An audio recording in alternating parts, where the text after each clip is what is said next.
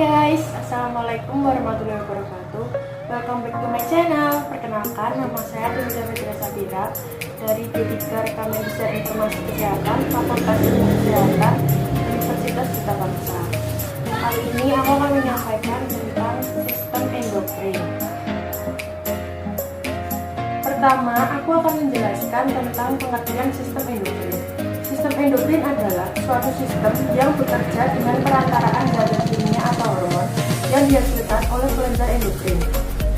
Kelenjar endokrin atau kelenjar hindu adalah kelenjar yang mengirimkan hasil sekresinya langsung ke dalam darah yang beredar dalam jaringan kelenjar tanpa melewati ductus atau saluran, dan hasil sekresinya disebut hormon. Hormon adalah zat kimia yang disekresikan ke dalam darah oleh satu atau kelompok sel, menimbulkan efek fisiologis pada sel tubuh lain atau reseptor. Fungsi hormon untuk memberikan sinyal ke sel target yang selanjutnya akan melakukan suatu tindakan atau aktivitas tertentu. Beberapa dari organ endokrin ada yang menghasilkan satu macam hormon atau hormon tunggal. Di samping itu juga ada yang menghasilkan lebih dari satu macam hormon atau hormon ganda. Misalnya kelenjar hipofisis sebagai pengatur kelenjar yang lain.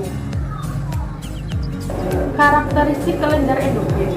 Kelenjar endokrin memiliki beberapa karakteristik, antara lain kelenjar endokrin tidak memiliki ductus. Kelenjar ini mensekresi hormon langsung ke dalam cairan jaringan di sekitar sel-selnya. Sebaliknya, kelenjar eksokrin seperti kelenjar saliva mensekresi produknya ke dalam ductus. Kelenjar endokrin biasanya mensekresi lebih dari satu jenis hormon, kecuali kelenjar paratiroid yang hanya mensekresi paratiroid merupakan suatu pengecualian. Konsentrasi hormon dalam sirkulasi darah adalah rendah. Hormon bersirkulasi dalam aliran darah hanya sedikit jika dibandingkan dengan zat aktif biologis lainnya seperti glukosa dan gliserol. Walaupun hormon dapat mencapai sebagian besar sel tubuh, hanya sel target tertentu yang memiliki reseptor spesifik yang dapat dipengaruhi. Kelenjar endokrin memiliki persediaan pembuluh darah yang baik. Secara mikroskopik, kelenjar tersebut terdiri dari korda atau sejumlah sel sekretori. Jenis-jenis kelenjar endokrin. Yang pertama, kelenjar hipofisis. Terletak di dasar tengkorak, di dalam fossa hipofisis tulang sphenoid. Kelenjar itu terdiri atas dua lobus, yaitu anterior dan posterior. Kelenjar hipofisis sering disebut sebagai kelenjar pemimpin atau kelenjar pengendali, karena hormon yang dihasilkannya dapat mempengaruhi pekerjaan kelenjar lainnya. Hormon yang dihasilkan oleh kelenjar hipofisis adalah hormon melatonin yang berfungsi sebagai satu, memperbaiki kulit ketika tidur pada waktu malam. 2. Melegakan tekanan yang disebabkan oleh kelatihan. 3. Mengoksidasikan radikal bebas yang dapat merusak sel-sel badan. Kedua, kelenjar tiroid. Kelenjar tiroid terdapat di leher, berbentuk seperti perisai. Untuk membuat hormonnya, yaitu tirosin dan triiodothyronin, diperlukan bahan yodium. Setiap molekul tirosin terdapat 4 atom yodium, dan setiap molekul triiodothyronin terdapat 3 atom yodium. Fungsi kelenjar tiroid untuk mengatur susunan kimia dalam jaringan sebagai perangsang proses oksidasi, mengatur penggunaan oksigen, dan mengatur pengeluaran karbon dioksida. Hormon yang dihasilkan dari kelenjar tiroid yaitu tiroksi, triiodothyronin, dan kalsitonin. Ketiga, kelenjar paratiroid. Kelenjar paratiroid berjumlah 4 buah, terletak di belakang kelenjar tiroid. Kelenjar ini menghasilkan paratormon atau PTH yang berfungsi untuk mengatur konsentrasi ion kalsium dalam cairan ekstraseluler. Hormon paratiroid sangat diperlukan untuk pemanfaatan kalsium dan fosfat. Keempat, kelenjar adrenalin. Kelenjar adrenal atau anak ginjal terletak di atas kutub sebelah atas tiap ginjal. Kelenjar adrenal terdiri atas bagian luar yang berwarna kekuning-kuningan yang disebut korteks. Bagian tengah kelenjar adrenal atau medula menghasilkan hormon adrenalin. Oleh kelenjar endokrin juga dihasilkan oleh ujung-ujung akson saraf untuk mengalirkan saraf. Maka adrenalin juga digolongkan dalam neurotransmitter. Pada bagian korteks ginjal menghasilkan beberapa hormon yaitu aldosteron meningkatkan penyerapan kembali DNA dari ginjal, kortisol mengatur respon stres, meningkatkan tekanan darah, dan meningkatkan kadar gula darah. 3. Androgen, bahan baku testosteron. Yang kelima, kelenjar timus. Terletak di dalam mediastinum, rongga di atas paru-paru kanan dan kiri, di belakang tulang dada. Menghasilkan hormon timus hanya dijumpai pada anak usia di bawah 18 tahun. Ukuran pada bayi kira-kira 10 gram. Bertambah pada masa remaja 30-40 gram, kemudian berkerut. Fungsi kelenjar timus yang pertama, mengaktifkan pertumbuhan badan. Kedua, mengurangi aktivitas kelenjar kelamin. Yang ketiga, sebagai imunitas tubuh. Keenam, kelenjar pankreas. Kelenjar pankreas merupakan sekelompok sel yang terletak pada pankreas, sehingga dikenal dengan pulau-pulau Langerhans. Terdiri dari sel alfa menghasilkan hormon glukagon yang berfungsi mengaktifkan enzim untuk menguraikan glikogen menjadi gula darah, dan sel beta menghasilkan insulin yang berfungsi untuk mengubah glukosa menjadi glikogen. Kelenjar pankreas menghasilkan hormon insulin dan glukosa. Kelenjar insulin untuk mempermudah gerakan glukosa dari darah menuju ke sel-sel tubuh menembus membran sel. Di dalam sel hati, insulin mempercepat proses pembentukan glikogen atau glikogenesis dan membentuk lemak atau lipogenesis. Kadar glukosa yang tinggi dalam darah merupakan rangsangan untuk mensekresi insulin. Yang ketujuh, kelenjar ovarium. Ovarium merupakan kelenjar kelamin wanita yang berfungsi menghasilkan sel telur, hormon estrogen dan hormon progesteron. Sekresi estrogen dihasilkan oleh folikel degraf dan dirangsang oleh FSH. Estrogen berfungsi menimbulkan dan mempertahankan tanda-tanda kelamin sekunder pada wanita, misalnya perkembangan pinggul, payudara, serta kulit menjadi halus, menjaga fungsi otak, mencegah masalah menopause, menjamin pertumbuhan jaringan yang sehat termasuk kelembapannya. Progesteron dihasilkan oleh corpus luteum dan dirangsang oleh LH. Progesteron berfungsi mempersiapkan dinding uterus agar dapat menerima sel telur yang sudah dibuahi, mengatur siklus menstruasi, mengatur perkembangan ovum dan ciri kelamin sekunder wanita.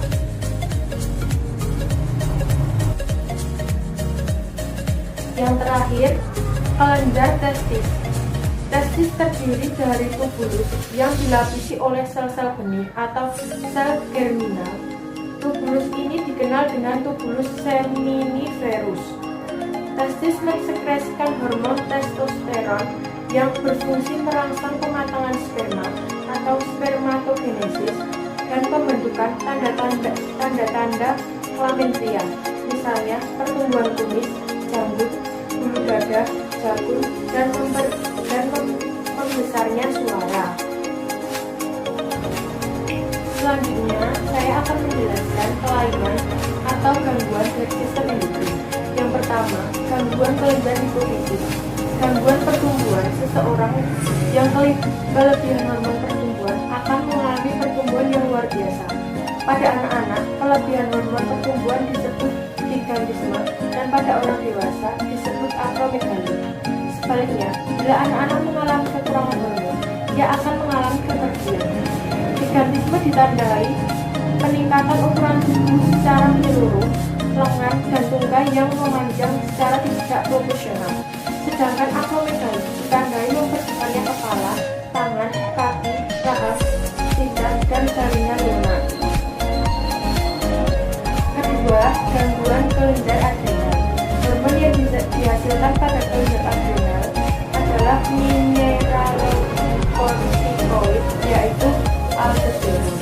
Efek aldosteron adalah meningkatkan jumlah Na dan menurunkan jumlah K dalam cairan ekstraseluler selama proses pembentukan urin.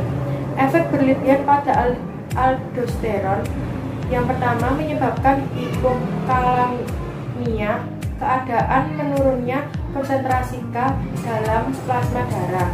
Yang kedua, penderita mengalami kelemahan otot yang berat. Efek rendahnya kadar aldosteron. Konsentrasi ion K dalam cairan ekstraseluler meningkat. Peningkatan 60 hingga 100% menyebabkan keracunan jantung, peningkatan gagal jantung. Selanjutnya, glukokortikoid yaitu kortisol. Peran kortisol mengontrol metabolisme protein dan lemak, membantu menolak efek destruktif dari stres mental dan fisik. Kortisol yang berlebihan menyebabkan sindrom Cushing yang ditandai oleh meningkatkan kadar gula darah atau hiperglikemia, menurunnya protein dan meningkatkannya timbunan lemak. Glukosa tercampur dalam urin atau glukosuria mirip dengan diabetes mellitus sehingga disebut diabetes adrenal. Sebagian glukosa diendapkan sebagai lemak tubuh di atas bahu dan wajah sehingga disebut punuk kerbau atau buffalo hump dan muka balon atau moon face.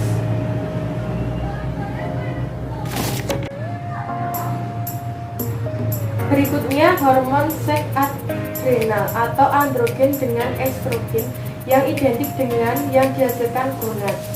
Androgen dan estrogen adrenal menimbulkan efek maskulinitas dan feminitas lainnya terkait dengan meningkatnya androgen adrenal. A. Maskulinitas pada wanita dewasa. Tanda-tanda 1. Hirsutisme yaitu mengalami pola pertumbuhan rambut tubuh pria. 2. Suara berat. 3. Otot lengan dan tungkai berkembang. 4. Payudara mengecil. 5. Menstruasi mungkin terhenti. B.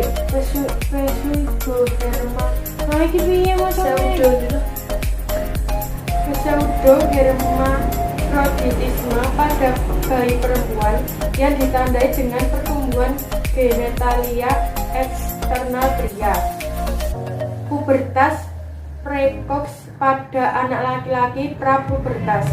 Gejala pubertas ini antara lain suara menjadi berat, tumbuh jenggot, penis membesar.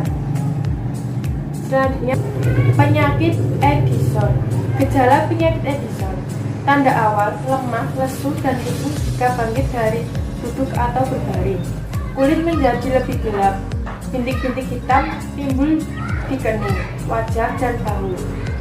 Mengalami penurunan berat badan, mengalami dehidrasi, nafsu makan menghilang, sakit otot, mual, muntah, dan diare.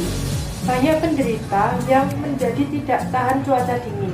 Jika penyakitnya tidak terlalu berat, gejalanya cenderung timbul hanya pada saat penderita mengalami stres.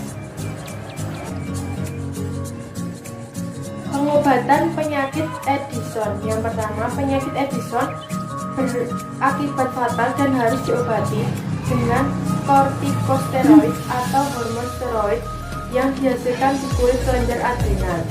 Jika sakitnya sangat berat, pada awalnya diberikan kortisol intravena, kemudian dilanjutkan dengan tablet prednison. Sebagian besar penderita juga harus mengonsumsi 1 hingga 2 tablet fluorocortisone per hari untuk membantu mengembalikan ekskresi natrium dan kalium yang normal.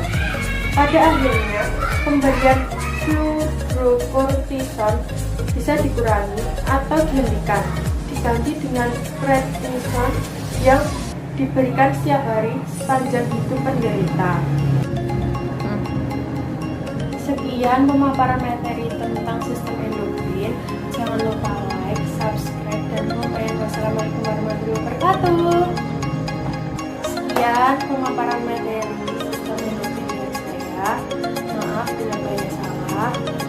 Jangan lupa like, subscribe, dan komen. Wassalamualaikum warahmatullahi wabarakatuh. Dadah.